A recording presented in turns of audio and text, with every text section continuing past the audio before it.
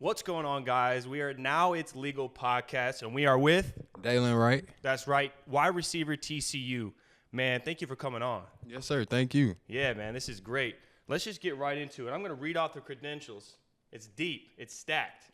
Under Armour All-American, ranked number 12 wide receiver in the nation, number 11 in Texas, named David Campbell's Texas Football Top 25. Man, you got a great resume. You finally made it back to TCU. You came from Minnesota, originally recruited by TCU, Sonny Dykes, correct? Yes, sir. Yes, sir. Yes, sir. So tell me about, your journey and how you kind of fell in love with football. So just starting it off, man, like a story like this. I was little. My mom and dad, they always was sports people, My mom, she played basketball in college. My dad did the same. They dropped out to support me. So it was by the time I got the age of 4, they sent me to a flag football practice down the street from my granny house. So on this day, it was real hot, bro. It had to be 105 or something like that. Texas will do that from you. Man, bro. So I didn't even know what to do in football. It was my first day. All these kids looked like they was way more experienced and they was bigger, So I was like, what can I do? What age is this? I'll say it was flag football, so I'll say I was about 6 or 7. 6 or 7, something like that. Okay. So in my mind, I was like, what can I do? Because I'm not comfortable here. So, man, I grabbed the ball. They told me to run. I ran a touchdown, jumped over the fence, ran home, bro. I ran home. And I told my mom and dad that I didn't want to play football and all this. And, bro, they kind of, gave me, crap for, a year. You got to be a tough guy and stuff like this. So, next year I tried it out, bro, and I ended up playing center. And, yeah, bro, I played center, bro. And they was do a tackling drill, with the ball or whatever. So, we did Oklahoma drill. Uh-oh. And, bro, so I did that one time, and I fell in love right there. I knew I wanted to play football. Because me and my best friend, Christian Carnell, bro, we used to, be in the mud, being rough guys, Yeah. So he played linebacker, and I was the center, so now I'm going to running back. So it was once we popped that off, bro, it was man, it was up from that day because, his dad was the coach and my dad was the secondary coach, so. Right on. Yeah. You've always played football or what? Yeah, bro, I played every sport. I even played soccer and baseball, bro. Yeah, yeah. So when did you realize you were really able to step into that mold and say, you know what, I'm going to take it to the next level and really pursue it?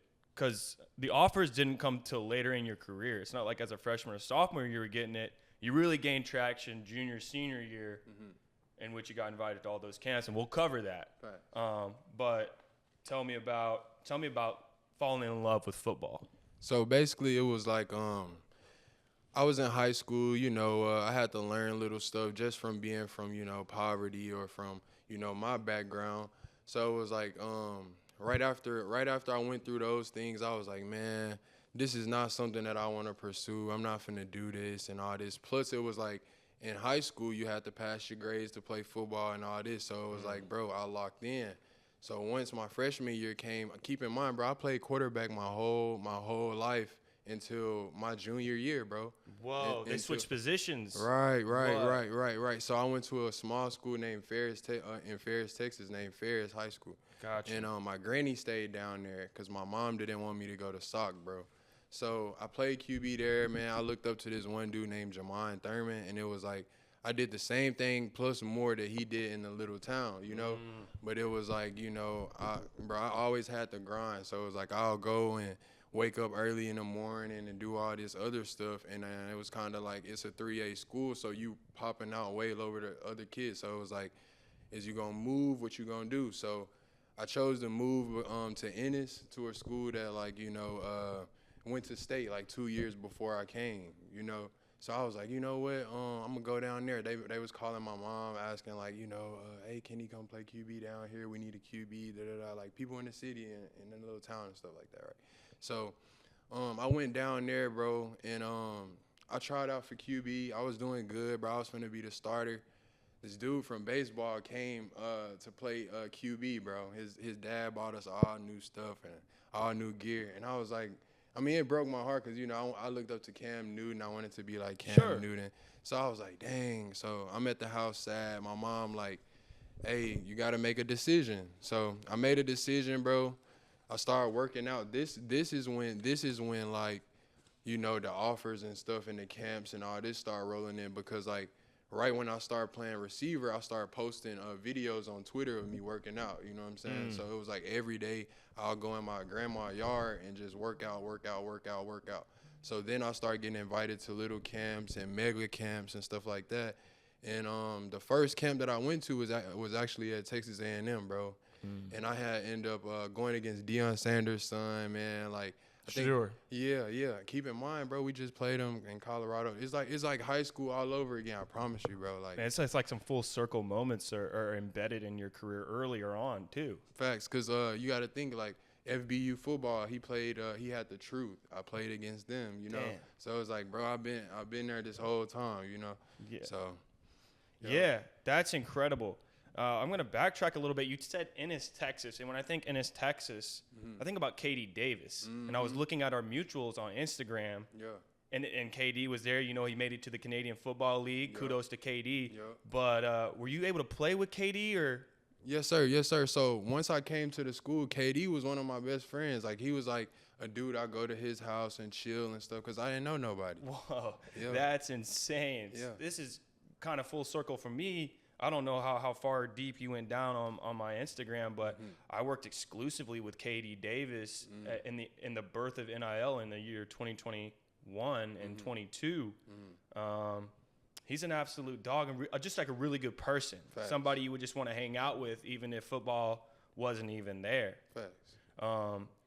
So, you know, can you speak on the relationships that you have, like, now in football and then, like, seeing some of your friends go pro? Do you talk to any pros now? I would say all of my friends, like Anaya Smith, Damani Richardson, Chris Russell, all of those boys from A&M, our freshman year, we was real tight. So it was like when they pursued, they just now going to the league this year. But it's like, when they pursued their goals, it was just like, you know, we locked in. It's the same thing. And then Isaiah Spiller, his I want to say he left earlier than us. Right. We still locked in. It's this one D lineman, his name Marv Leal. Yeah. I still hit him up, but it's just like, you know, comment on his page. So I mean, I'll talk to people around, but you know, I don't really just you know, try to you know. Yeah, like try to constantly communicate. I was watching your interview when you were at the Texas Longhorns camp, and even then you were like, yeah, like getting all these offers are great, but like I like to keep my conversation short, simple, and I really am not on my phone like that. Facts.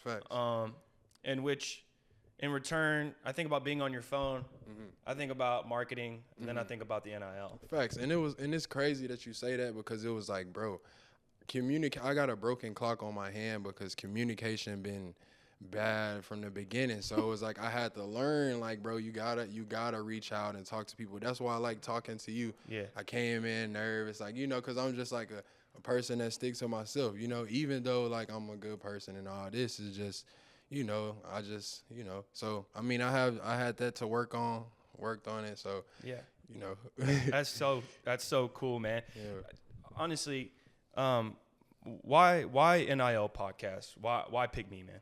Why not? You know, like, you in the city, bro, like, you got everything going like you supposed to, you know, and I feel like we supposed to help each other, you know, like connections, knowing different people, you know, just reaching out like you said. So just a small reach out like this made stuff like this happen. So it's just, you know, it showed me, you know. Yeah, absolutely. So I need to go over these notes so I get things right.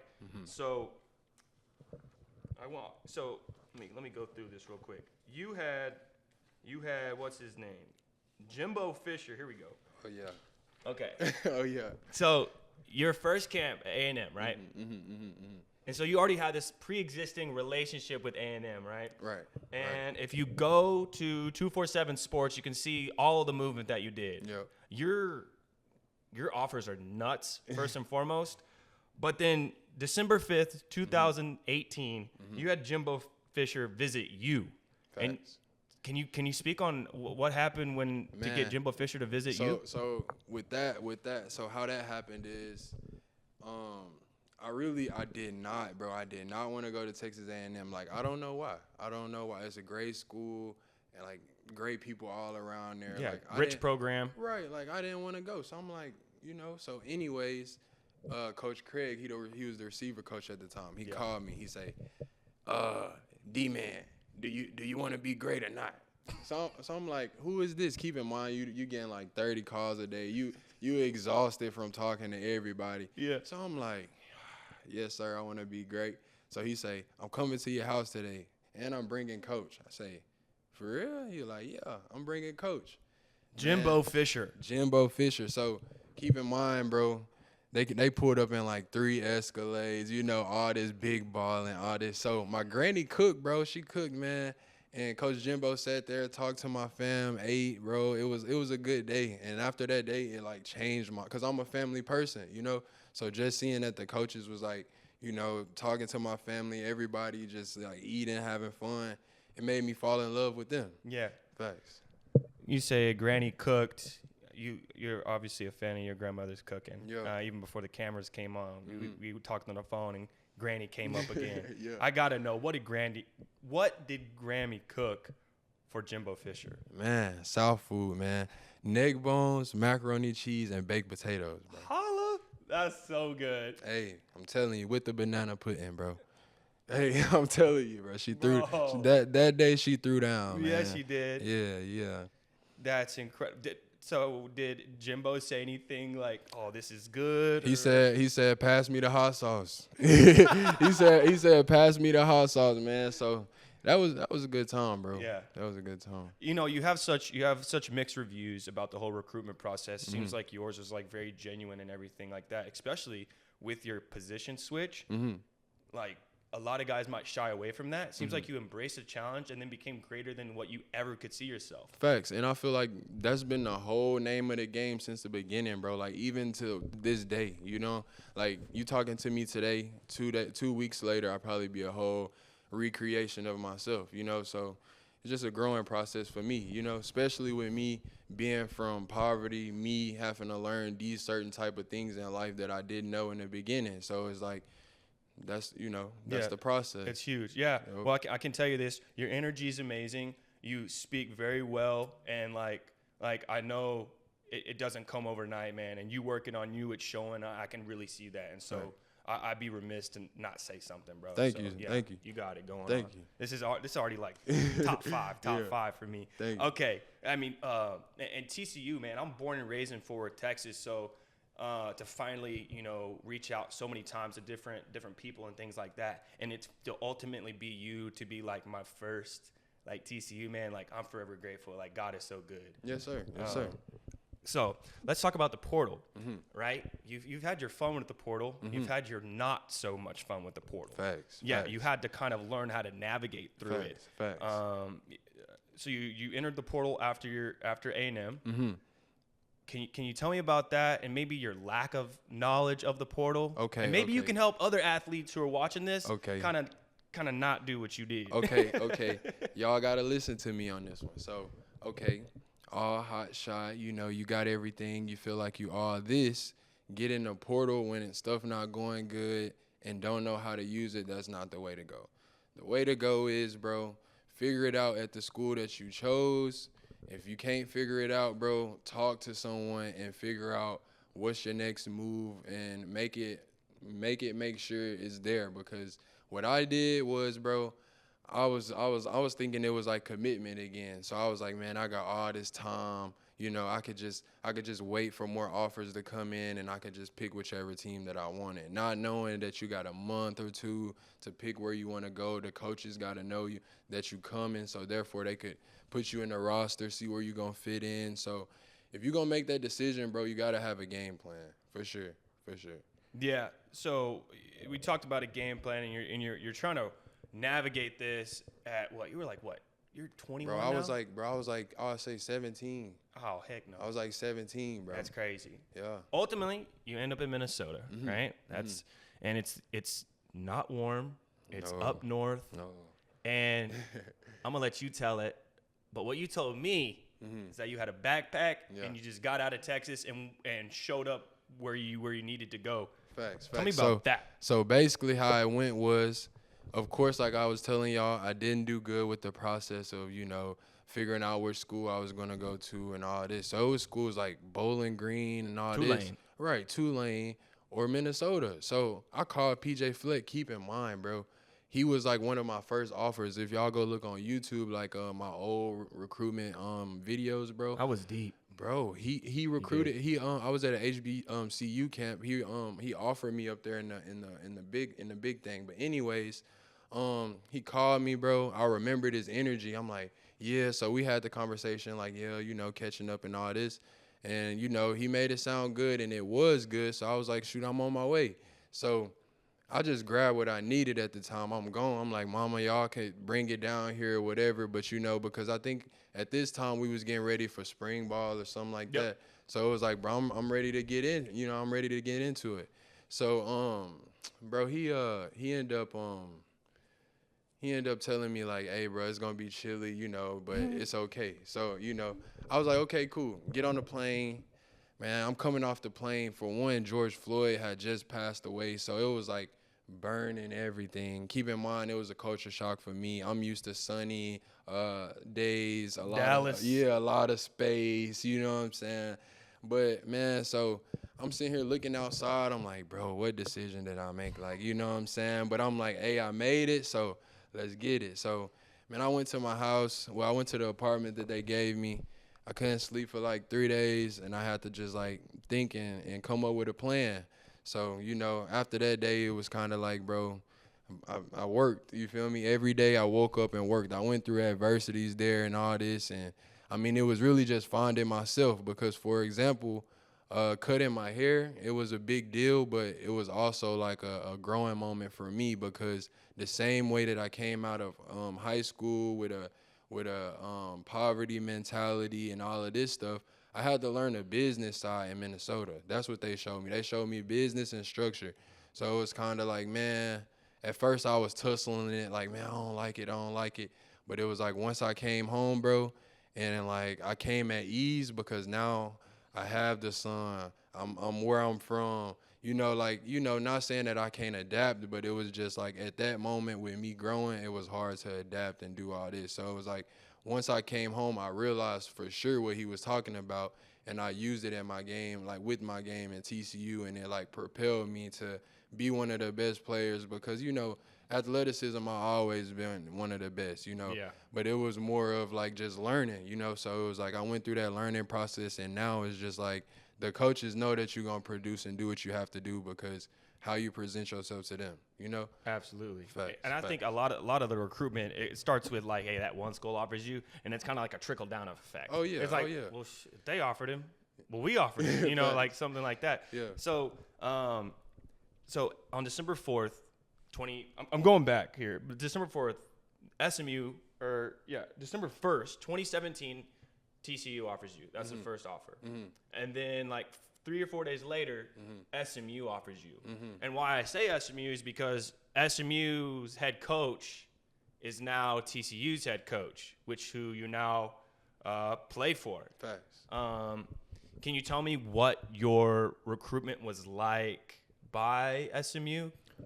So basically my trainer, he trained me at SMU. So it was kind of like they always used to see me. Like I used to jump the fence and come up there and train like all the time. Like for real, for real.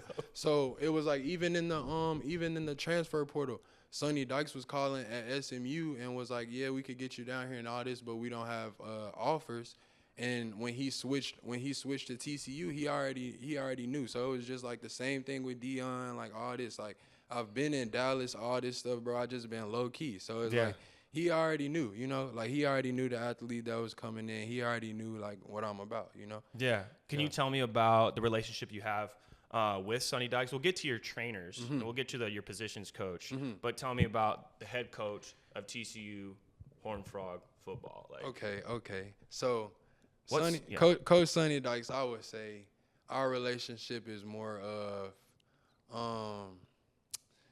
I would say love and on some genuine talks. Like every time I talk to him, it's about elevation and just about like I just love talking to him, you know. So it was like that's why I came. You feel me? Like Coach Malcolm Kelly, my receiver coach, of course. Malcolm Kelly is your receivers coach? Yeah, he'll get pissed if you don't make our time at OU, the freestyle. That was him. That was him, bro.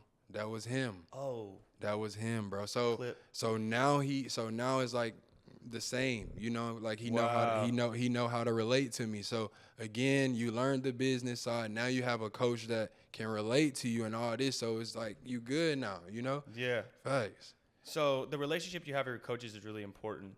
But I always seem to get different answers when I ask this question. Mm-hmm. And the question is, how much does it play in with how much the play calls work and how much the players are working with chemistry, right? There's that fine line.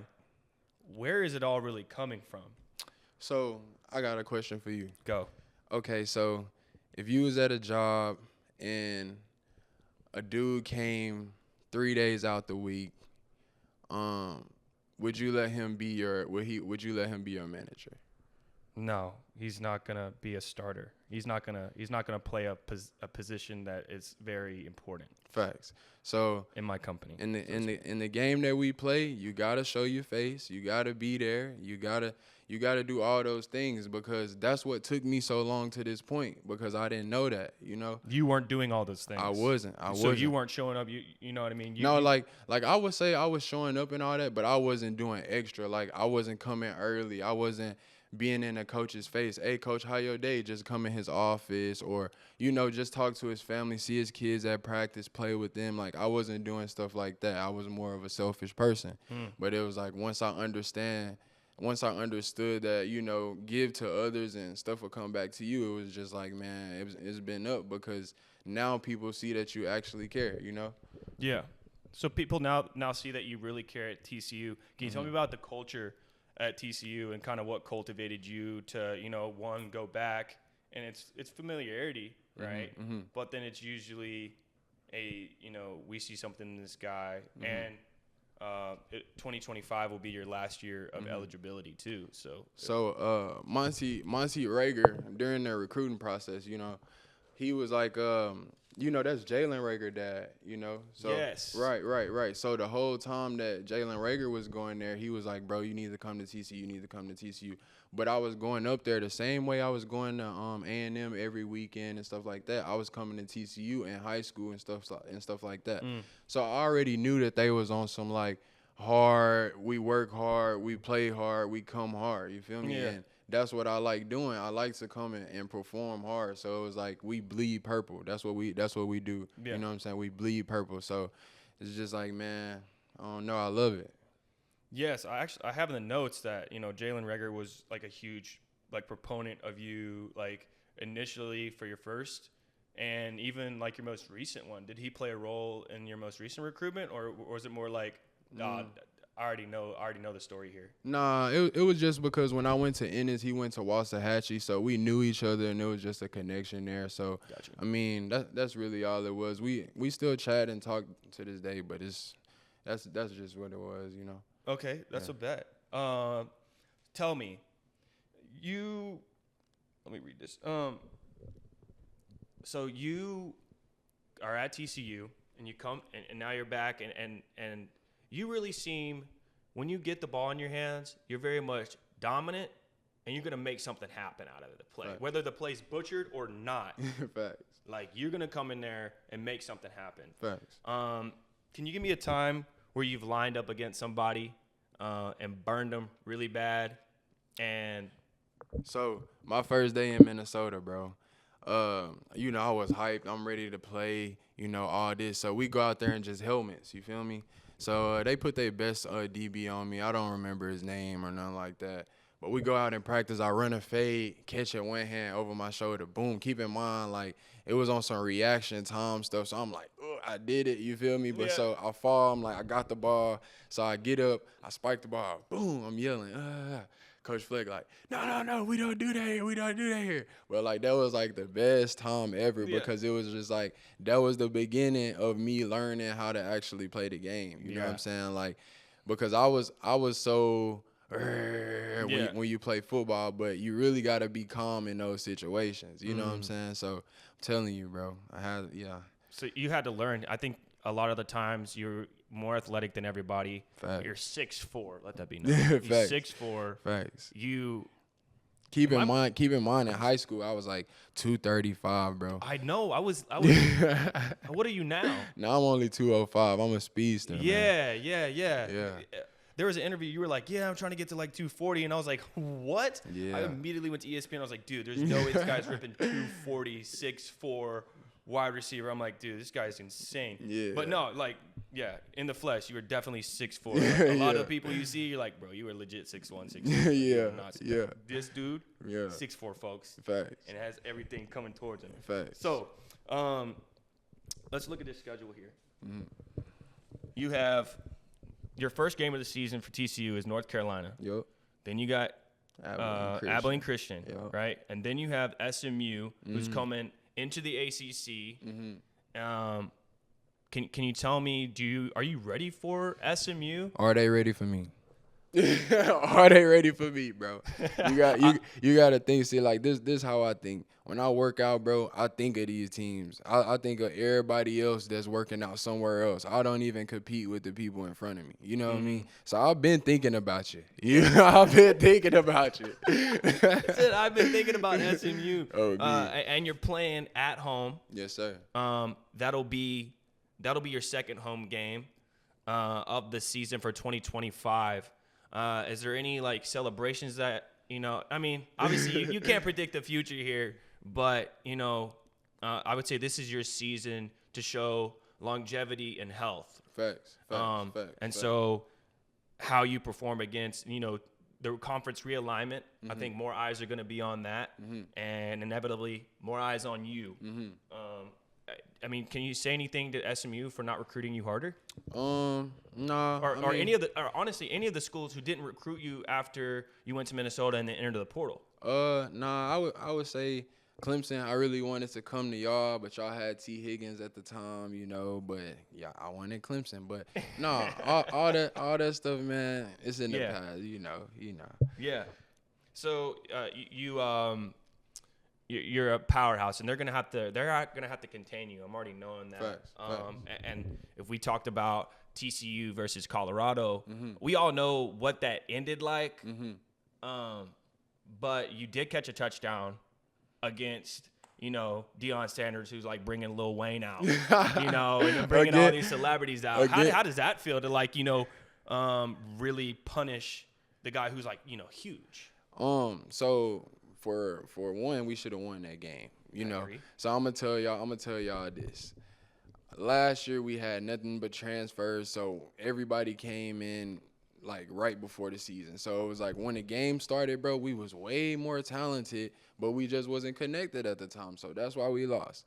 But what I'm trying to say is, man, if we play them again this year, do we play them? Do you play Colorado? Yeah, I'm not sure. I'm not sure if we play Colorado. I'm not sure. I just know that if we play Colorado, that's the team that I would say, yeah, I want you and all this again, because bro, that game shouldn't have been lost. Yeah. That game shouldn't have been lost, bro. Yeah.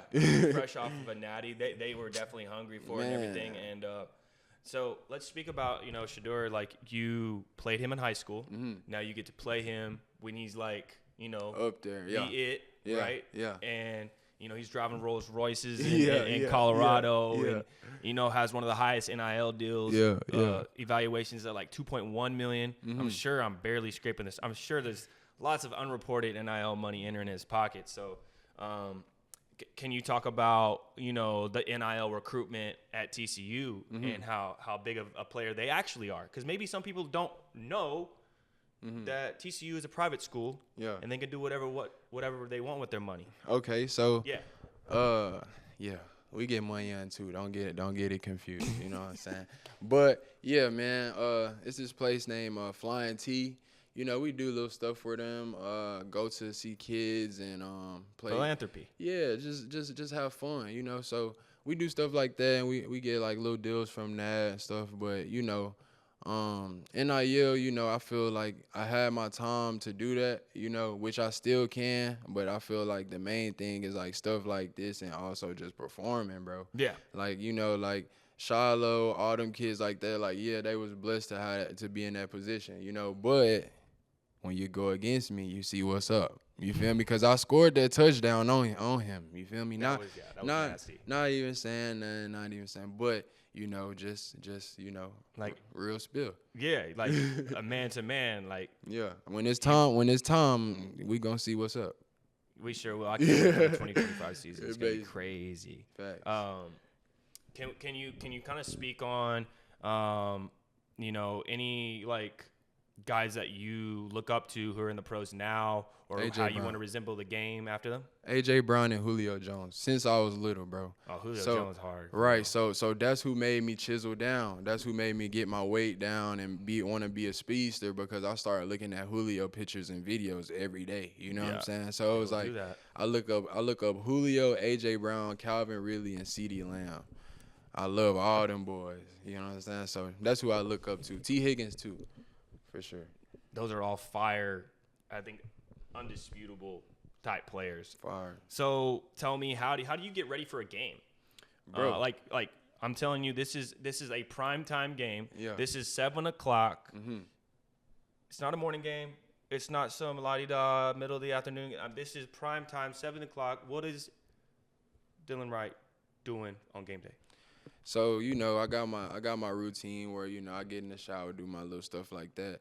But, bro, I go in there, I get my massage, put on some headphones, and I listen to, like, just, like, instruments or something like that. Yeah. Like, I don't even listen to, like, the music, like, any songs. Like jazz? Like, you just straight listen, like, straight piano? Jazz or, like, a instrumental or, like, something like that. Because, like, now it's, like, I'm in my head, like, coming up with little stuff that I could say on the song. But, like, I'm getting myself away from all the, like, nerves and all this. So it's, like, really dialing into my own zone. Then by the time you take your headphones off and get on the field, you where you need to be. You not angry. You're not like, football time. You're more of like, okay, what's the play? Where should I align? What's the coverage? Okay, let's do it, you know? That's real maturity right there. Facts. I've only known you for a short time, but I think 2 years ago, maybe even a year ago, you would be like, no, I listen to this and it's and I'm gonna go out there and dominate. But you were like, no. I think about my coverages. I'm thinking about who I'm gonna be playing against.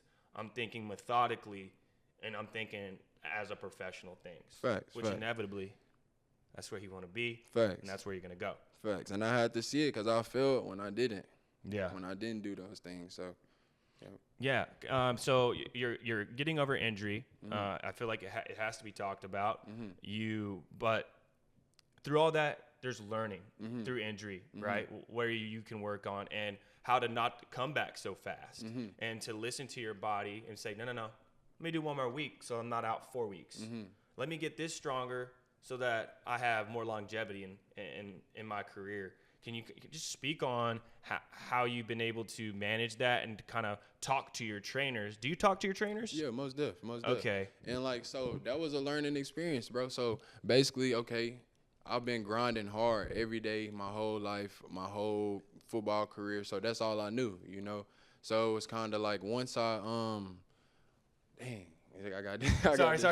Yeah, I got distracted. No, it's all good. But so, once you got started talking to your trainers, you kind of learned? Oh, yeah. So, basically, damn, hold on. Let me start over. You got to ask me the question again. Okay. It's all good. We're good? Yeah. All right. So, like you faced with injury, I just think it has to be said because you've learned a lot from that, right? You've learned that you don't need to rush the timetable. You need to communicate with your trainers because that's a big part in all of it. So how have you been able to face the injuries and kind of listen to yourself, listen to your trainers, and come back when you're needed? So my whole career, I never been in an injury like position. Like I never been hurt or nothing like that. So it's kind of like all I knew is like wake up, take care of your body, go perform how you need to because like you know you can do it. But it's like now that I wake up and you can't do it, frustrations come. This come, that come, and it's like, bro, when I start feeling better, do I go or do I understand like, hey, keep it down. And like you said, you got to think like, hey, your body is your temple. So it's just, I feel like this time of me being hurt was kind of like I would say like a blessing from God, just because last year it was like I was just now coming home. I had to get everything like set in stone, get my base, but it's like now I could come back. I know the team better. I could talk to the trainers. I could talk to the coaches, and I could learn myself within this, because it's not always about, like I said, like hard work and doing all this, like I've been doing the whole time. So this learning lesson right here is like something that I really needed, because it pulled me away from grinding hard, doing all this, doing all that, and increase the mental side, So it's like about time this side gonna be great enough to get you over the hump. You feel me? Because you chiseled yourself, Right. Fact. No, it's definitely got to be huge. If you had to explain what it's like going through injury to somebody who doesn't watch sports, how could you relate it to like another work, like another job that's not related to sports? Like, okay, it's really hard for people to understand what catching a touchdown feels like and how working over injury, because none of that applies to real life. Facts. You know what I mean? Facts. But it can. Okay, so for somebody that's like real special to you, you have a wedding plan, y'all have a certain date and all this stuff, and the people, they don't come with like what you need. This is gonna be the same thing, I feel like, how it would be in my life, like basically adversity, So I feel like that's all it was. It's just adversity, bro. Yeah. Like, it's nothing different.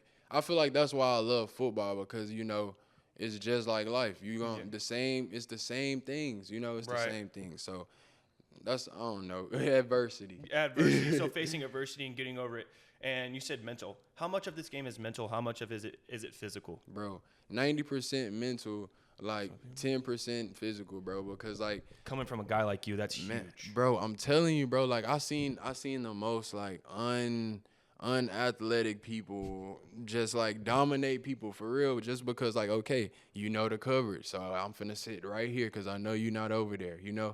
But like an athletic person like me 2-3 years ago, I'm running myself out the coverage when I could have just sat right there. You know what I'm saying? So stuff like that, bro. That's big time. Facts. So like maturing in this game is like huge.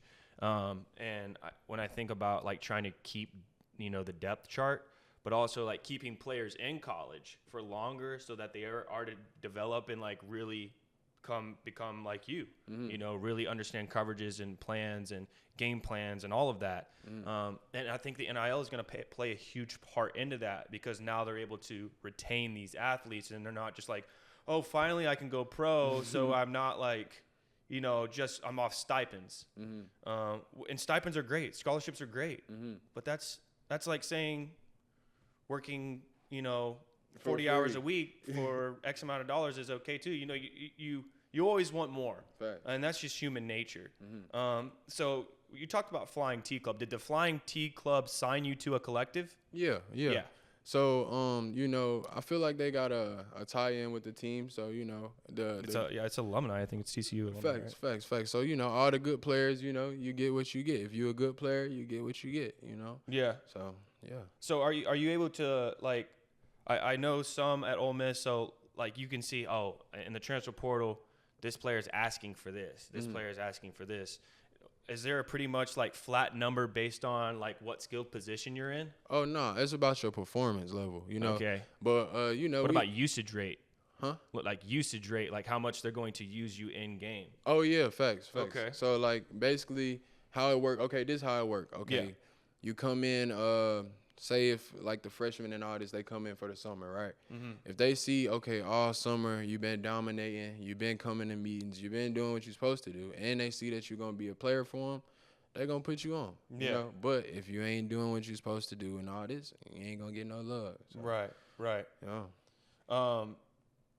What are your I really want to know. So I know a couple players at Ole Miss who transferred in from different conferences or even from different schools or universities. They were like, here's scholarship, here's stipend, here's $50,000, and Yeah. we'll see you're on your way. Is it similar to that, or like do they give like are there guarantees? Are there guaranteed money at TCU? Yeah, it's guaranteed, but you know, you still got to pay your taxes. You still got to do all stuff like little stuff like that. But yeah, bro, like they give you what they feel like they should give you. Like if they feel like they should give it, like Marcel Brooks or like me or like players that really have stamps. If they feel like they should give you 50,000, they gonna give you 50,000, bro. Okay. No, that's huge because I feel like there's like a gatekeeping up among just agents in general, and whenever somebody has to make one of the biggest decisions of their life in sports, it's where you go to school, and it's when you're getting drafted and who to pick as your agent. Like, I think that's like two major like life-altering decisions that you're only given like this much time with. Facts. And I think it's important to establish relationships young in the career so that you can really get guidance and really have a relationship with people you trust, not people who said, oh, I trust this guy. It's like how you trust me and I trust you. Like, that's how it needs to be. It doesn't need to be like, oh, well, get to know this guy in 4 months and he's going to represent your whole career as a whole, and then try to get you drafted into like such like a small percent. Because it's like 4% only get drafted. Facts. Out of the whole NCAA, only 4% get drafted. That's a crazy number. Facts, bro.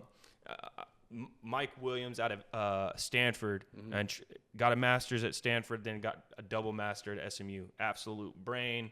Is a great guy. Really gave me an immense amount of perspective. He said, if you sell stocks, you're a stockbroker. If you sell houses, you're a real estate agent. If you're a really great football player, you might get drafted. Fact. Like, there's no, like, it's the only thing that's like not guaranteed. And let me say this, bro. Like, pulling up to your crib today, I noticed that, bro. Yeah. But it's like, that's why it's like, bro, you gotta understand you're not just an athlete. I couldn't talk like this like last year or the year before, So it's like, bro, I understand that, and I understand that like you don't have to just beat yourself up to get some money on. You feel me? So it's like, bro, this is just what I love. This is what I love doing at the end of the day. So I feel like certain people don't get the ticket that I got, so I'm gonna ride it out until until the wheels fall off, and then when another thing come. Yeah. No, and I think on this podcast it's different, and the reason why it's different is because it's a genuine conversation that's actually happening. We get to tell your story, the most important story in a draft room. That's the most important story, like that's in the locker room. That's locker room presence. And my question is, what would you tell yourself 5 years ago if you right now could say, hey man, like shake his shoulders. This is like, you need to listen to me and go take it. It's just 2 words. I'll just say be smart, bro. Cause like it's a lot of decisions that I didn't think about before I did. I was just like, for example, like the jumping in the portal. It was no reason for me to leave Texas A&M, bro. Like they didn't do nothing bad to me. Nothing happened. Like I was living my life, bro. Like before NIL, I was getting money there, like good money. You know what I'm saying? So it's like, bro, like, but it's like I didn't know those things. Yeah, so it's just being young and ignorant and like, and I say that in the nicest way possible. It's just like ignorance. Like I just don't know. I just don't know what's in front of me. I don't even know what type of opportunity I'm living right now. Facts. And I think that's an issue with college football and college sports in general. I think there's a lot of like broken, like empty promises, like straight up like. Oh yeah, let me talk about that, bro. Like, please. So coming in the game my freshman year, like I ain't really know the business of what's going on, but bro, I see all that stuff. You know what I'm saying? Even like just playing football, period, bro. Like people don't know, like you gotta have a therapist, you gotta have all them things around you because like. It's like military time, and like somebody would be like right here on you, like, bro, stand up. And then when you stand up, they're like, why do you stand up? I told you to sit down. So you like, bro, I thought you told me to stand up. You know what I'm saying? Right. So it's like, bro, like it's a whole bunch of stuff that go into this rather than just put on a helmet and, No. On me. Yeah. So when I got into, really getting into the NIL space and like trying to legit like snag deals and like put people on, I was just kind of doing it because like I wanted to see if I could do it. But then through that passion and that love of, doing that and meeting great people like you, I learned a lot. I learned a lot about the monster, the beast of the NCAA and the business side of it. I knew I was like, yeah, I'm going into business with NCAA, $1 billion operation. You know what I mean? And it's growing. Sign me up, right? Yeah. And, it kind of like really opened my eyes to see, some of the deception and like the games that get played as these guys are like really young. I was 22 when I started Collegiate Sports Connections. And oh my gosh, like what I learned now, it's not always what it seems. Facts. Especially like you are blessed with awesome talents and abilities and things like that, but players who are really trying to grind their way up to the top and get to that level, like your Christian McCaffreys or smaller, divisional players. Golly, you are so extremely blessed to get the chance to come back and play TCU ball, because that scholarship, you know what I mean? They could have game planned your scholarship to be gone if you were here 1 year later. Facts. You know what I mean? If the dates didn't align. Facts. Like all of that is so pertinent. Facts. So tell me, what's your why? What's the why of your game? My why is, bro, I want to change my whole family. Like I said, I'm a family guy, and it's not even about, oh, I'm finna go buy my mama a house. Like I said that in one of my videos, bro. It's not even about going to buy my mama a house. Bro, it's about living like how you living right now. You know what I'm saying? With me just knowing about the world, about life, with me bringing in a life, showing them what to do. Like you said, young, you know what I'm saying? So the same way I'm building my connections right now, going through the hard grinds, I feel like I could put all that weight on my shoulders, do it, and create something, you know what I'm saying, like special, you know what I'm saying? Like a whole group of people that's strong, you feel me? Right. And that could, like, the same thing that I'm pursuing and the same stuff that I'm pushing out, they could do the same, and it'll be seen in their light too. You know what I mean? Yeah. So it's kind of like live forever type stuff. Right. Yeah. Right. And that's like very propelling. And I think what I feel like needs to be said is about your attitude, and if it stays that way, and like keeping your head on straight. And like, just because you have maybe a really amazing draft and you have an amazing rookie year, that does not mean, okay, relax. Relax.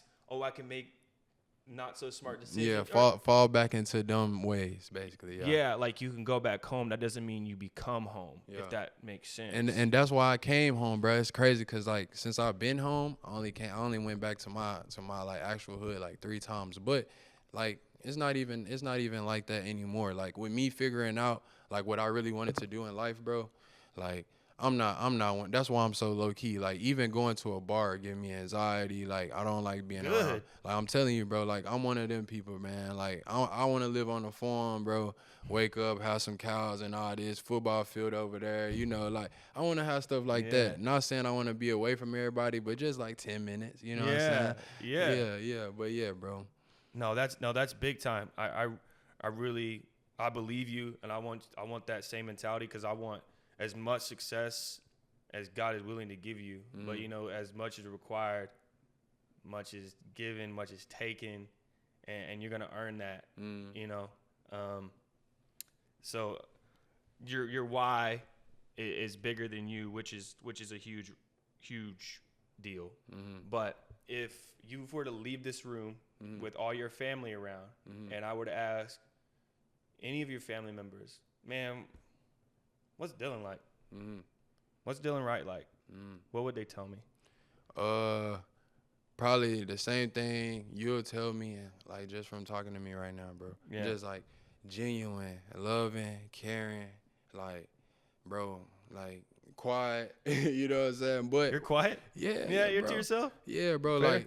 Like, okay, when I go up to the school, man, like, I don't like, if we talk, like, we have a good conversation, like, you know what I'm saying? Yeah. But like, yeah, bro, like, I'm just like to myself, Yeah. But that happened, man. That stuff happened just through the stuff I went through, bro. But yeah, I'm a quiet person. Yeah. That's really cool. Yeah. So let's talk about you have tattoos. Can you want to talk about them? You want to give me your favorite ones and then maybe the meaning behind it and maybe some lessons that have been learned through that? So basically, bro, my first tattoo was at 13. You feel me? So my mom was like, I'm like, Mom, can I get a tattoo? She's like, no, nah, nah, nah. She yelling at me. You know what I'm saying? So I'm like, Good job, Mom. Right. So I'm like, yeah, thank you, Mama, because now I understand. But look, so she like, yeah, don't get tattoos, da da da. So I'm like, if I get a tattoo of her name, she ain't gonna say nothing. You know what I mean? Sure. Bro, I went to go get her name tatted on my chest, all the way across, Carmika. You know what I mean? Sure. So after that tattoo, it was just like up from there, bro. Like, you know, like every weekend I was going back and back and back, and it was like, in my mind, bro, I was thinking, I'm finna put my life on my. You know how people say they put their heart on their sleeves? Yeah. I put everything that I ever went through in my life. I put every battle, everything that I feel like could help me in ways and stuff like that. For example, like the broken Tom, you know what I'm saying? Like me seeing that tell me to communicate. You know what I'm saying? Yeah. Because like I'm like, dang, I could have talked to my papa before he passed, but I didn't communicate. You know what I'm saying? My brother, keep going. You know what I'm saying? Undivided on the back. You know what I'm saying? That's what we used to say when we got off the phone. So it's just stuff like that that really like stuck to me, and it literally stuck to me. So I feel like, bro, I wanna when I pass, I at least want my life to live on my skin for a little bit. You know what I'm saying? Right. So yeah, that's what I do. Yeah. And also I drew all my tattoos too. You drew all your tattoos. I drew all my tattoos, that's bro. Legend. Yeah, bro. That's pretty legend. Yeah. I didn't know that. Yeah, bro. I drew all of them, bro. That's kind of crazy.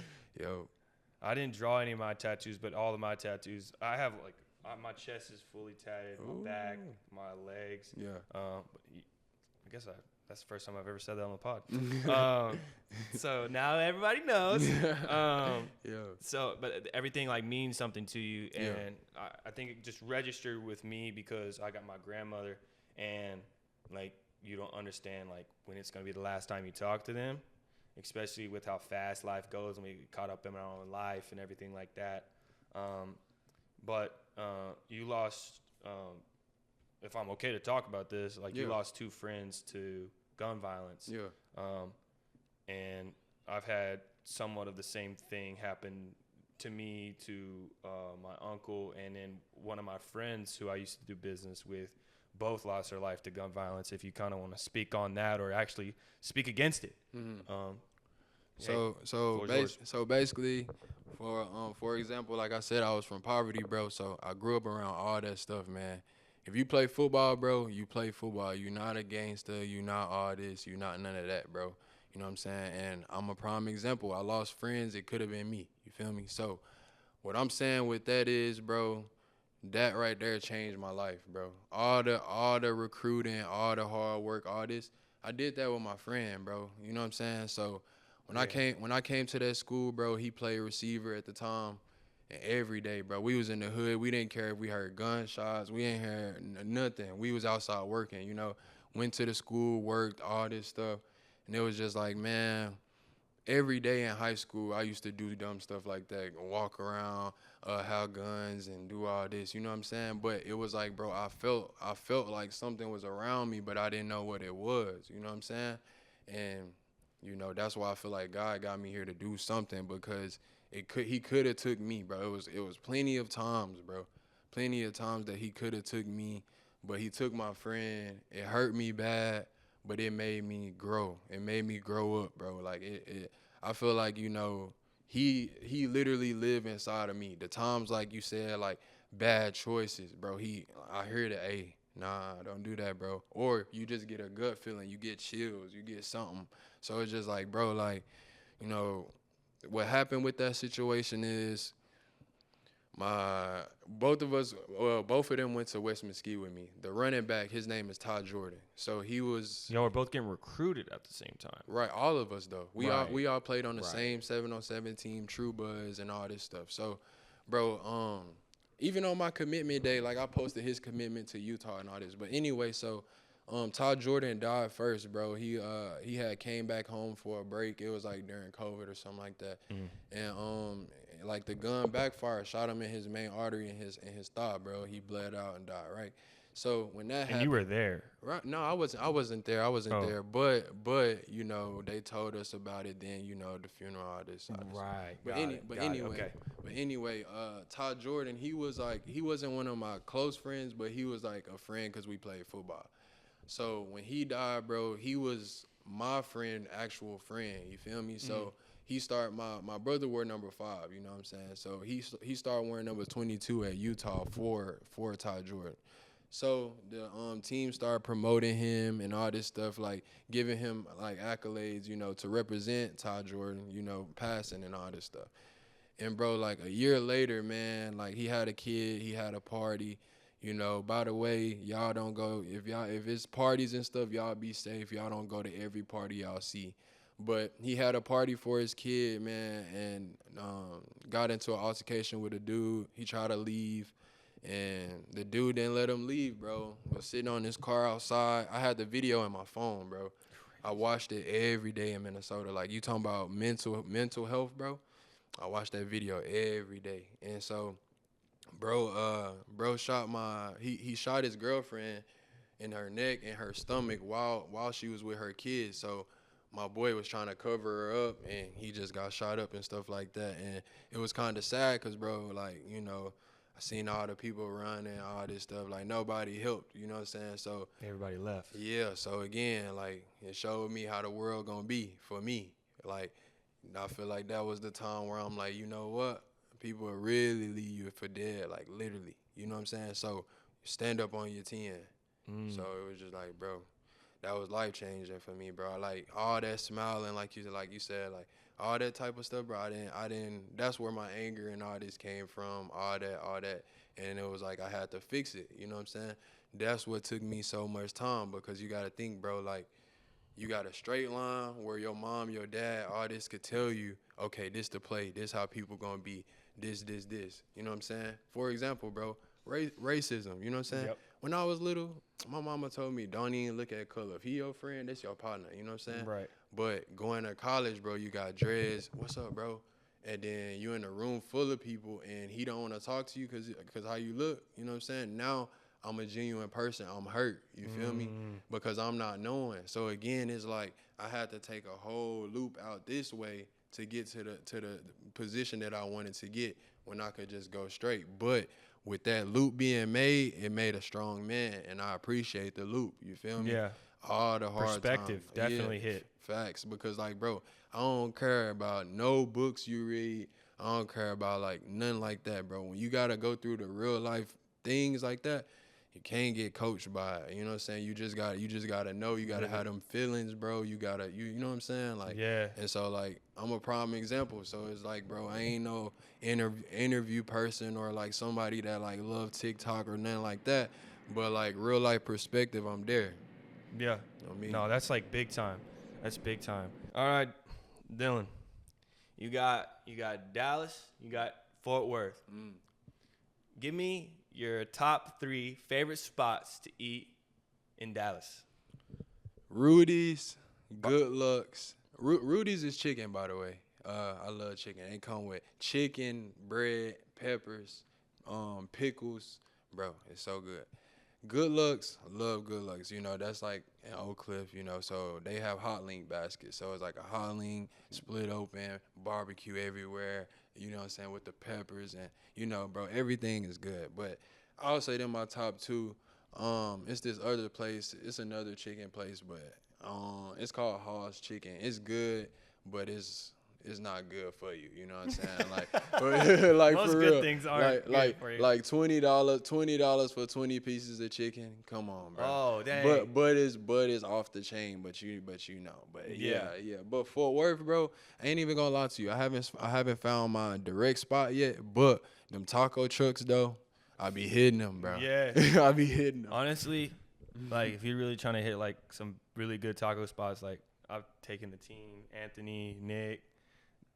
Gotta hit Taqueria Temos. Ooh. They're so. They got the green sauce. Oh, they got the green. They got the habanero. They got pastor. They got barbacoa. They even sell lingua, which is cow tongue, but it's fire. I don't eat it.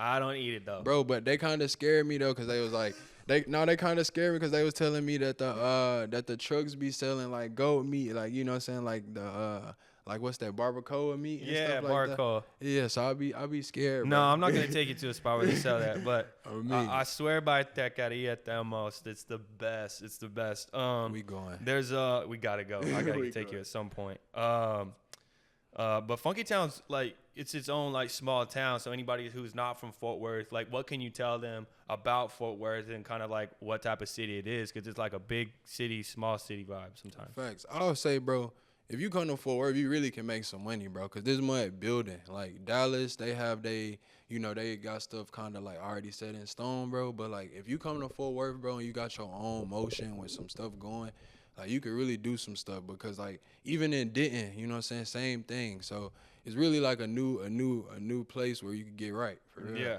for sure. Yeah. What I say is like Dallas, everything is already concrete. Everything's already built. Like Fort Worth is like you actually have land that you can develop. And it might be bigger. It probably be bigger than Dallas, bro. I mean, it could get to a point where, you know, Dallas is like number 12th most like populated city in the world, but Fort Worth has such like a vibe to it where you can head 30 minutes that way, and now you're like on the lake. Facts. You can head up north, and you can hit South Lake. Facts. South Lake is bougie and great. Facts. Yeah. Facts. Hey, in Fort Worth, you know, we just got like a Neiman Marcus 5 years ago, Yeah, so we're on our way. yeah, on me. Gentrified. On me. But let's talk sports cards, right? Yeah. Bam. Let's get this focused. Is this it? Okay? Right in the middle of the fire. So right here we have Panini Select Draft Picks. This is collegiate. So this is collegiate sports cards, and we're gonna have the one and only Dylan Wright crack this. Have you ever cracked any fresh wax before like this? Nah. Oh, he's got the good juju going on. Hopefully we can get a good auto out of here. And when we're pulling these cards, you can go ahead and just start cracking it open. I bet. When we get going on it, I'll just share the mic with you on this one. If you want to say something, I'll scoot in. Are we good? Okay. So, Panini, they own the sports card world game right now. Let's see. Yeah. Get into it. Here we go. It's only the middle section. Here we go. How does work, bro? Okay, so it really works however you want to do it. So yeah, maybe you want a pan right here. Yeah. Facts. So, all right. Dude, pick a pack and let's go. We're opening them all. They're all happening. That's me. Let's see what's up, man. All right. And if you see anybody you know. Ooh, I think I see. You already see somebody you know? I see A&M first. Oh, wow. A&M first card to pull. On me. Johnny Manziel. Okay, wait. Flip it around. Flip. Okay. Or no, wait. Yeah. The other way? Yes, sir. Okay, my bad. Yes, sir. My bad. QB. Kenny Pickett. Okay. You just set it down wherever you want. Nah. Let me see. So somebody I want to talk about? Yeah, it's anybody who comes across. Yeah. Oh, flip that card. Nope. Here it go right here. Of course. Of course. AJ Brown. So some more? No, yeah, AJ Brown. Yeah. Okay, so we got AJ Brown, Ole Miss. Do you know him? Nah, bro, I don't know him. I don't know him personally, bro. But I look up to him. He used to love baseball. He was a baseball player first. He could have went to the league for baseball, but he chose to play football. So baseball money is crazy. You bro. saw That's why I was saying, bro. You could go out there, hit the ball real quick, and be done, bro. You gonna come play football from like that. Yeah. That don't make it, but he love it. So there's so many games in baseball. The money's crazy, but you got Shohei Ohtani. I'm sure I'm butchering that. I'm gonna get hurt for that. How do you feel about his contract? It's like $600 million, something crazy like that. He deserve it, bro. All the plays that he done made up to this point, bro, and he been doing the same thing since high school and college, bro. He pitches and he bats. It's like one of a kind. Yeah, and he's like Babe Ruth. Some people say he's like Babe Ruth. I'm telling you, bro. Yeah. I'm telling you. All right, let's rip another pack, man. Let's get it. Bet. So open a whole new one? Yep. Let's see who we got. Let's see. Ooh, yeah. George Pickett. Boom. So I know him personally. Uh-oh. We in the same class, bro. You know what I'm saying? So we go to the All-American game together, bro. Yeah. We on the bus. We like in Orlando, Florida. You know what I'm saying? Bro, we start freestyling for like 12 minutes. Just me and him going crazy. You know Like what on I'm a saying? bus? Yeah, bro. Like we was on our way either to the hotel or like a event. You know what I'm saying? Yep. But yeah, bro, George Pickens a good person. Yeah. There we got it. We got going. All right. Keep All right, flipping. bro. Oh, keep flipping. We got a whole stack. On me, let's see. Who we got? I don't like it. No. No. I don't like it. On me. Boom. Lamar Jackson. Lamar Jackson is hard. No, I'm going Jamar Chase though. Oh, Jamar Chase. I'm going Jamar Chase. Yeah, Jamar Chase. He's a dog. On me. Basically, bro, you know, that was one of the people that I looked up to again, just being on highlight reels and YouTube, you know. But yeah, he a good player, man. Yeah, definitely. On me. Bengals, man. All right, Bengals. Yeah, he's got going on. He went to LSU. On me. All right. What else we got here? Anybody else? If not, we go to the next pack. I'm going to Ray Lewis, bro. Yeah, Ray Lewis. Yeah. I feel like I had that. Well, I had that mentality since I was little, just because of the highlight tapes that he made and all this stuff. So I used to look up to him and be like, yeah, you know, dominate the field, this. So yeah, Ray Lewis, bro. Shout out Ray Lewis. Shout out Ray Lewis. We love you. Yeah. Lamar. Oh my Lamar God. Jackson. Lamar Jackson. Easy pick. That's my dog. You already know. He actually clean, bro. I think he did a he got like a record label, bro. Really? I swear. Like I think he like do music, but yeah. Lamar Jackson has a record label. Yeah. Heard it here. Yeah. Cedric Tillman. That's a rookie card. Yeah. What? Dang. I forgot what game he popped off on. But I was looking at. He ate up Georgia. Yeah. Yeah. I was looking at 2021. I was looking at his highlights, bro. I think he a good lengthy player like me, bro. Like he kind of like me. For sure. It says, in the first 10-catch effort, the junior became the first Tennessee Vols player to record a game with at least 200 receiving yards since Patterson in 2012. So he's a dog. Yeah. Dog. Facts. Rip it. New pack. If we can get an autograph, that'd be great, Panini. You guys been really scamping us out. We got Josh Allen, Tua. Ooh. What's this one?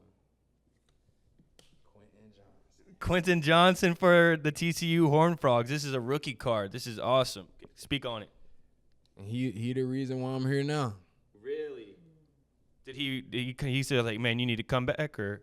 Yeah, bro. He was like, man, I ain't even gonna lie to you, bro. You see what we doing, Coach Kelly. He the one who told me about Coach Kelly. You know what I'm saying? Telling me the little freestyle he did and all this stuff. And I seen how he performed. So, yeah, he got me to this school, man. That's my dog. That's crazy. I'm going to read the back of the card. The towering 6'4". Oh, who else is 6'4" in this room? This guy. Made life easier for TCU quarterback Max Duggan. Max believed in him, and he has the confidence in him, knowing that when he needed to play, he's the guy you can throw it up, and he'll make it more often than not. That's what Horned Frogs head coach Sonny Dykes said. And he gonna say. And guess what, bro? Ken Seals. Shout out to Ken Seals. My boy came from Vanderbilt.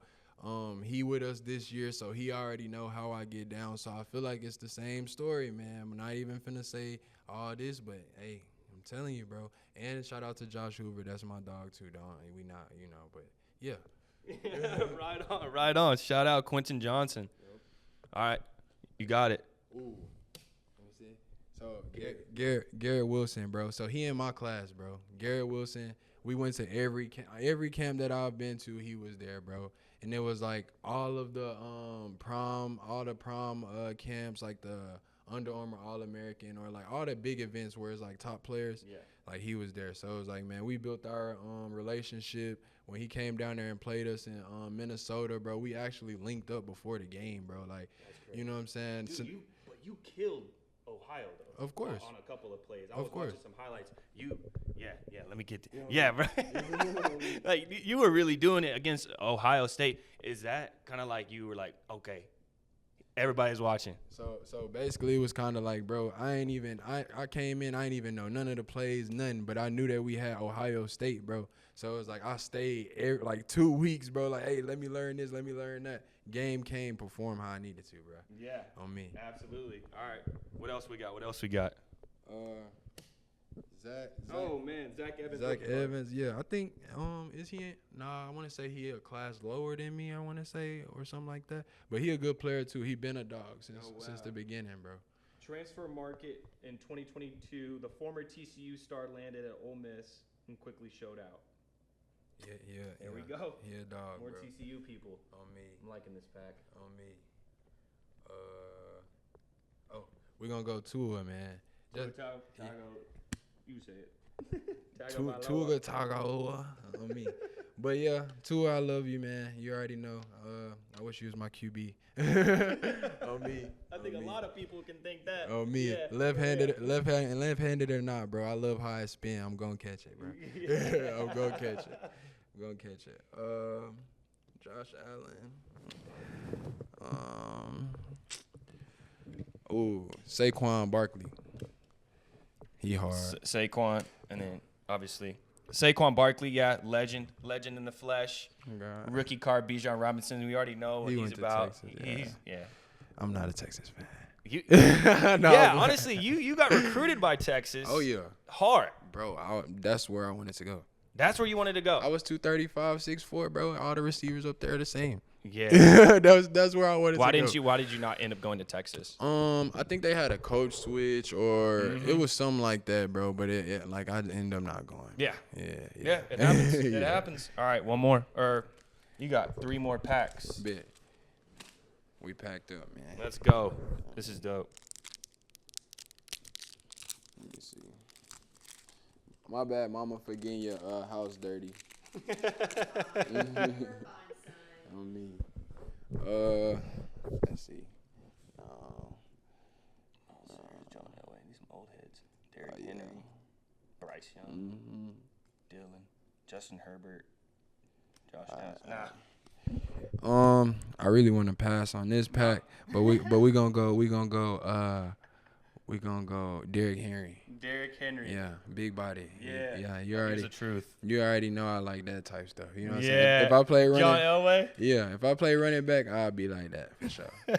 Bryce Young, that wet cold. Yeah. Shout out Bryce Young. Did you know Bryce at all, or to go to any of the camps? No sir. Justin Herbert, I don't really know you, my boy. Josh Downs, he cold. You know what I'm saying? Little body, quick. You feel me? He remind me of, Jalen Robinson? Of course. Yeah. He remind me of him. Jay Flash. Jay Flash, that's my dog. Yeah, man. That's my dog. I know. That's probably where I know you from. That's it then. Wait. Wait, did I text you during his recruitment? Because I blew people's phone up on his recruitment. Because when he entered the portal. But I think I seen you in person, bro. I'm telling you. Probably. I had to, bro. Some way, somehow. Because I was like, I'm not officially a part of that recruitment, but I was definitely an ear. Facts. And then that Lane Kiffin video dropped of him in that Rolls Royce. Ooh. I was like, yeah, he ain't going to TCU. Oh, He's me. not coming back. Oh, me. Yeah. All right, let's rip another pack. Let's see. It might have been Jalen Robinson. That's what I'm saying, bro. Are you close to Jalen Robinson? Yeah, I stay by Pascal High School. Oh. Now it makes sense. What we got here? Another Jamal Chase. Juju McSchuster, man. Oh, of course. Yeah. Can't go wrong with that. Yeah. Jalen Hurts. Jalen Hurts, another Jalen Hurts. My favorite QB, by the way. You know what I'm saying? I feel like he went through the same process, though, cutting his hair. You know what I'm saying? Yeah. Like, all that stuff. Like, I feel like he grew up, too. Yeah. Let's see. Anthony Richardson, boy. Oh, man. This is actually a rookie card 3 select. Emmitt Smith. I can't read the other one. Oh, Damian Pierce and Anthony Richardson. Actually, Anthony Richardson is the one that is on the front of this box. So it is considered a case hit. So case hit. Shout out to you, bro. Yes, sir. Yes, sir. Yes, sir. Let's go. Learning the lingo as you work with me. Yes, sir. Yes, sir. Let's see. All right, this is the last pack. Yeah. Come on. We gotta have something big in here. Something. Let's see. Hey man, we gonna be pulling your rookie cards very soon. On me. Ooh. Jalen. What's his? How you say it? Jameer Gibbs. Rookie was card. good. Yeah, He he played his whole time at Alabama. So Patrick Mahomes, I didn't even know he played at Texas Tech, bro. I swear I ain't even know that, bro. Like when we went down there and I seen a picture of him like in the guest thing, I was like, what, bro? But yeah. Like dude's cold. We got Patrick Mahomes. We pulled Patrick Mahomes. The only Patrick Mahomes we pulled so far, right? On me. All right. Then we got Travis Kelce. Ooh. That's kind of talking about coverages, boy. Talk about the 2-1 punch right here. I'm telling you. They're tearing up the league. I'm telling you. Let's see. Sean Alexander, no. Okay. No. Who's that? Ooh, Quentin again? What? Quentin Johnson again. This is a future rookie card. Horned Frog. That's crazy. Shout out to the Horned Frogs, man. Nah, for real. Shout it's out to really the actually Horned rare. Frogs. It's rarer to pull TCU. Just it's harder to pull private school cards. I've opened up plenty of these alone and have only pulled like Bijan Robinson 1,000 times, it feels like. Facts. Yeah. Facts. But yeah. That's all of them. So we got man. all of these. These are the ones that we kind of put aside. On me. Dude, I can't wait so you can come back, sign with Panini, and get your own deal. Man. Do you have a card deal right now? I don't. Nope. Let's change that. We gotta keep AJ Yeah. Brown over there. Yeah. This is all you. So we gonna keep them cards over there. Dude, these are all yours. These are all yours. Send them out. And when the pod's over, I don't need them. They're all yours. And Inspiration, man. yes, you can keep looking at them. They look good too. Facts. We'll sort all these up. So tell me whenever you're pulling these cards, right? I mean, you're seeing your literal friends on these cards, and you know how the cards world is. It's a hobby. Mm-hmm. But it's also a very much of a money making business. You have rare cards. You have like one of one cards that go for, tens of thousands of dollars. Some cards go for millions of dollars. Yeah. What does it mean? What does it mean to you to? None of these. No, but like more like selective product will go Facts. for a lot more, especially if you were to get an autograph. Facts. Then it will go even higher. Mm-hmm. How inspirational is it to see like some of your friends on these cards and knowing that they're on the way to making it to the next level or they are already have arrived? Bro, you don't even know, bro. Like I'll be happy for them, and also I'll be like, man, I want that to be me. tell me what's going on. Let me know how it is up there. You know what I'm saying? So like, just like somebody would have connections in the business world the same way, bro. Like just having friends that's doing this, man, it's giving me an opportunity to have an insight before I even get there. You feel me? Absolutely. Facts. Yeah, honestly, just like connecting with other players while they're able to, they're in the moment. Like they really are. Facts. For example, like the draft, bro. Yeah. Like I called my homeboy. I'm like, bro, how is it, bro? Like do you be nervous up there? Like when you gotta run your 40, like do they be like bugging at you or like what? You know what I'm saying? So it's just like just getting heads up from that, cause like if I ain't know, I'll just be going in there off of my rip. You know what I'm saying? So, yeah, it's nice having people around that's cause A-Chain from the Dolphins. Yes. He went to Texas A&M too. So like he be putting us on game, bro. Kenyon Jackson. Yeah. You know what I'm saying? He went to A&M with me and Isaiah. He was our roommate. He went first round. He played for the Texans. He played offensive lineman. So that's crazy. Yeah, Are we bro. talking Isaiah? Isaiah Spiller played. Spiller. He Yes. played for the Chargers, but Kenyon Jackson, he played for the Texans. We was all roommates. Yeah. So he's playing with like C.J. Stroud now. Yeah, bro.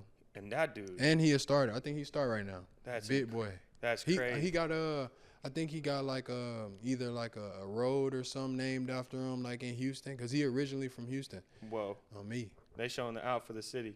showing love. Hopefully, at one point, that can be you. Bro. Big body. Let's do it.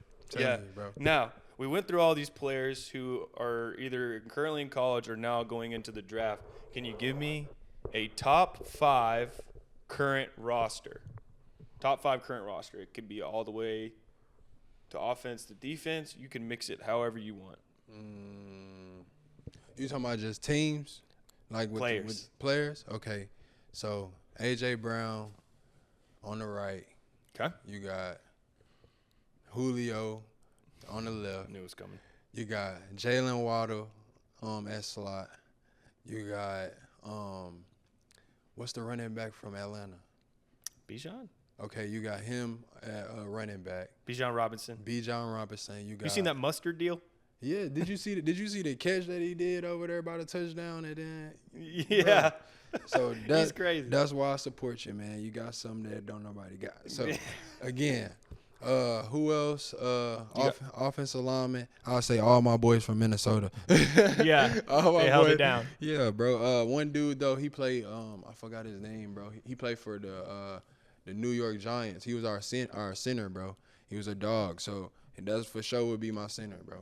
Yeah. But yeah, nah. I don't know, bro. It's a lot of people that I like. Yeah, there's lots of great people out there in the current roster. Now, can you give me a top 5 all-time, not current rostered, retired player? Your Adrian Petersons, your Tom Brady's. I would say, what's his name?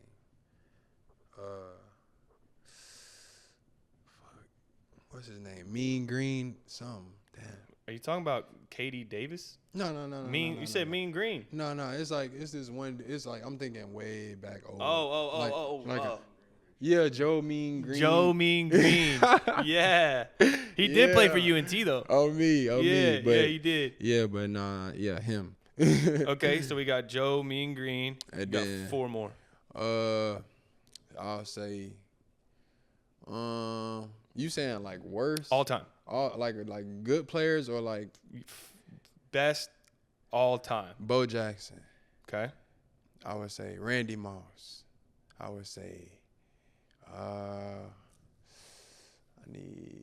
need somebody. Oh, I'll go with Deion Sanders. For sure. Just prime time. Just cause you're from Dallas, man. Let it slide. Yeah, but yeah, Deion, and then what? One more. Preferably would want a quarterback, but Let's you can see. pick whoever you want. Hey, yeah, Tom Brady. Gotta go Tom Brady. Gotta go You Tom. know what I'm saying? Yeah, that'll go over well on the internet. If you got nothing but Jalen Waddle and Julio and all this out there with a Tom Brady, boy. Yeah. Boy.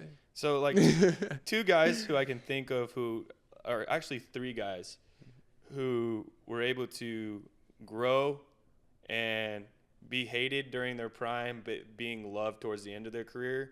It goes Tiger Woods. It goes Kobe Bryant and T.O.